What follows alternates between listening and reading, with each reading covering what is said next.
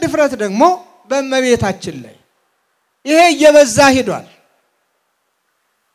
አለማወቅ አለመረዳት ማን ነው ከናንተ ውስጥ አጅናትን አቃሎ ፎቶዋን መቅደድ አይደለም ማጨማደድ አይደለም ስም አጠራሯን ዝቅ አድርጎ ቢጠራ የሚታገስ ማን ነው እሱ? ካለ ልጅነቱ ያጠራጠራል። የእናት ፍቅር የሌለውም ያሰኘዋል ካለ ዝም የሚል። ለዚህም ነው ኦርቶዶክሳውያንም እናታችን ስትነካ ዝም የማይሉት። ልብ አድርጉ። በተለይ መልእክቴ ለሁሉም እገሌ ወገሌ ሳንል ይልቁንም ለሃይማኖት ሰዎች ለሃይማኖት መሪዎች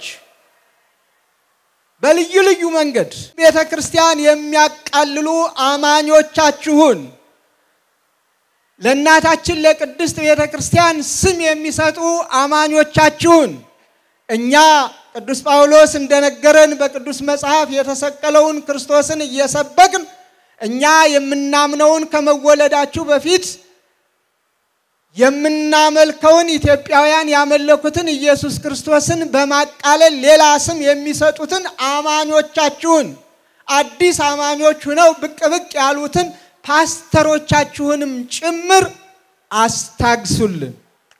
በቃ በሉልን።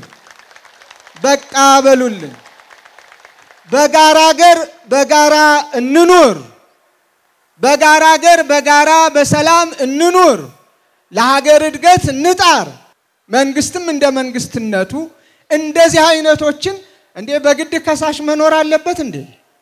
በግድ አቃቢ ህግ መቆም አለበት? በግድ ጠበቃ መቆም አለበት? የሰው ክብር የሚነኩትን እኮ አጥፍተሃል አጥፍተሻል ተብሎ ማረም አለበት እንዴ? ህፃናት ይታረሙ የለ እንዴ? የህፃናት ማረሚያ እኮ አለ። የቅድስት ቤተክርስቲያናችንን ክብር ለመጠበቅ ለማስጠበቅ ጊዜውን በላይ ማን ላያስቆመን ወደፊት እንድንል እንገደዳለን። ከሃይማኖት ሌላ ምንም የለንም። ምንም ይምጣምን በሃይማኖታችን ማን ሊነካን ሊደፋፈር ሊለማመድብን ሊተቸን አይገባውም። በዓሉ እንዲደበዝዝ መልኩ እንዲቀየር ሐሳቡ እንዲለወጥ ከአደባባይ በዓልነት ወደ ቤት እንዲመለስ በክፉ ሴራና ምቀኝነት እዚህ ግቡ የማይባሉ ህፃናት ገና ተወልደው ያላደጉ ሳይቀሩ ራሳቸውን ከመካሪ ካስተማሪ ገና ያለዩ አስተማሪዎቹ ነው የስድብ መለማመጃ አድርገዋት ቤተክርስቲያኒቱን ስም ሲሰጧት እናያለን። ማንነታቸው ሳይታወቅ ክርስቶስን የምታመልከውን ክርስቶስን የምትሰብከውን ለክርስቶስ የምትገዛውን ታላቅና አንጋፋ ቤተክርስቲያን ስም ሲሰጧት እንሰማለን። ነውርም ሲያዋጡላት እናያለን። እግዚአብሔር ይማራቸው ይቅርም ይበላቸው በቃችሁም እንዲላቸው የእግዚአብሔር ቅዱስ ፈቃዱ ይሁን። እባካችሁ ነገር አትጫሩብን። ይህ መስቀል ለኛ ለክርስቲያኖች አርማችን መድኃኒታችን ሞገሳችን መመኪያችን ነው። ማን ነው ከናንተ ውስጥ አንድ ጓደኛችሁ ወላጅ እናትን አቃሎ ፎቶዋን መቅደድ አይደለም ማጨማደድ አይደለም ስም አጠራሯን ዝቅ አድርጎ ቢጠራ የሚታገስ ማን ነው እሱ? ካለ ልጅነቱ ያጠራጠራል። የእናት ፍቅር የሌለውም ያሰኘዋል ካለ ዝም የሚል። ለዚህም ነው ኦርቶዶክሳውያንም እናታችን ስትነካ ዝም የማይሉት። እኔን መሳዮች ለማስታመም ለማስተማር ትግስትን ለማዘውተር ቀስ በቀስ ብለን በህግ እንሂድ ስንል ወጣቱ ደግሞ ትግስቱ ያልቅና ለምን ይላል። ለምን አልካንለውም። እናቱ ናታ የተገሰጸች የማይደፈር ነው የተደፈረው። ስለዚህ ለዚህ ልብ አድርጉ። በተለይ መልእክቴ ለሁሉም እገሌ ወገሌ ሳንል ይልቁንም ለሃይማኖት ሰዎች ለሃይማኖት መሪዎች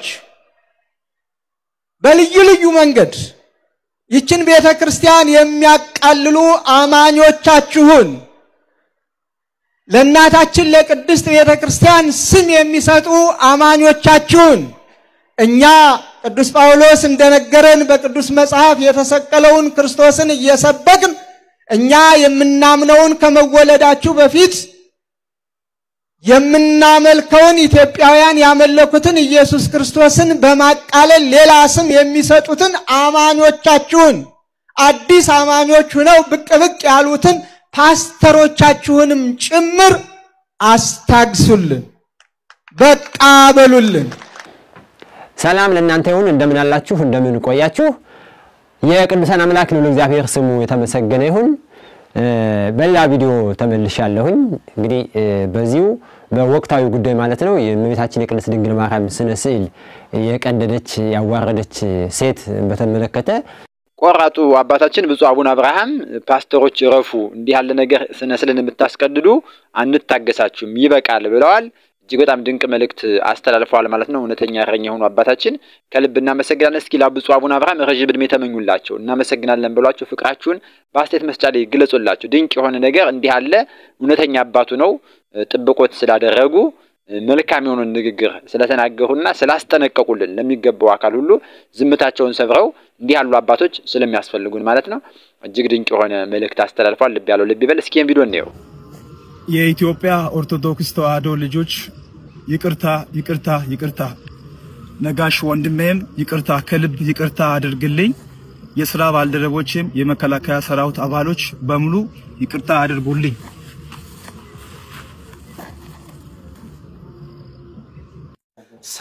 ሰበር የምስራች የቅድሳትን ስላት በመቅደድ በማህበራዊ ሚዲያ ላይ ስታሰራጭ የነበረችው ግለሰብ በቁጥጥር ስር መዋሏን የአዲስ አበባ ፖሊስ ጠቅላይ መምሪያ አስታውቋል። በዛሬው በዳመራው ዕለት ታሪክ ተሰራ። ቤተልሔም ሚሊዮን ሳህሉ ሰሞኑን የቅዱሳን ስላትን በመቅደድ በማህበራዊ ሚዲያ ማሰራጨቷ ይታወቃል። ሃይማኖትን ማንቋሸሽና ማዋረድ ተገቢነት የሌለውና በህግ የሚያስጠይቅ ህገወጥ ተግባር በመሆኑ ፖሊስ ግለሰቧን በፈጸመችው ድርጊት መስከረም 16 ቀን 2018 ዓ.ም በቁጥጥር ስር በመዋል ምርመራ እያጣራ መሆኑ የአዲስ አበባ ፖሊስ ጠቅላይ መምሪያ አስታውቋል። እንኳን ደስ አላችሁ። ፍትህ እንፈልጋለን። ብዙዎች እንዲሰሙ በደንብ ኮፒ ሊንክና ሼር አድርጉት። ብፁዓን አባቶቻችን የቤተክርስቲያን ጠባቂ እረኞች እንደዚህ በድፍረት ስለ ቅድስት ቤተክርስቲያን ግፍ የሚፈጽሙ ሰዎች ላይ መገሰጽን በቃ ተው ማለትን ሲጀምሩ ለውጥ ይመጣል። እንግዲህ ልጅቱ በቁጥጥር ስር ውላለች። ሌሎችም ደግሞ ከዛ በኋላ የቀደደው ልጅም እየተፈለገ ነው ያለበት ታውቋል ማለት ነው። እንግዲህ ያሉ ቆራጥ አባቶቻችን ስላሉ እጅግ በጣም ደስ ይለናል።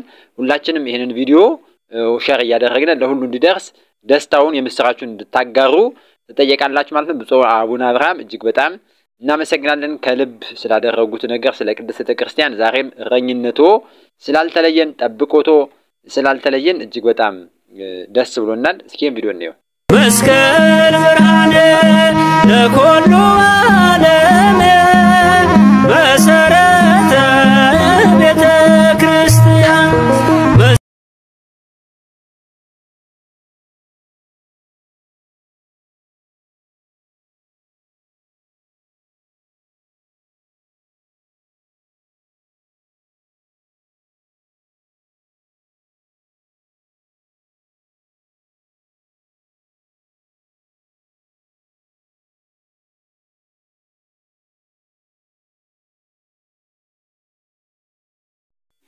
የመስቀል ደመራ በዓል ከመከበሩ በፊት በማህበራዊ ሚዲያ ላይ ሲንሸራሸር የነበረ ድንቅ ቪዲዮ ነው የምትመለከቱት።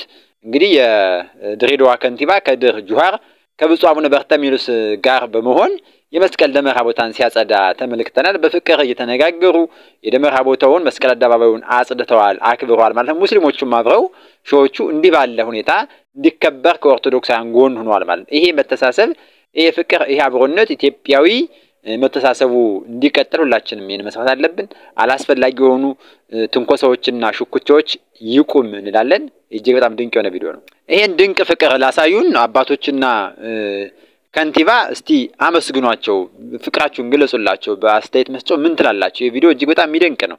እስኪ የሚሰማችሁን ስሜታችሁን ፍቅራችሁን ግለጹላቸው።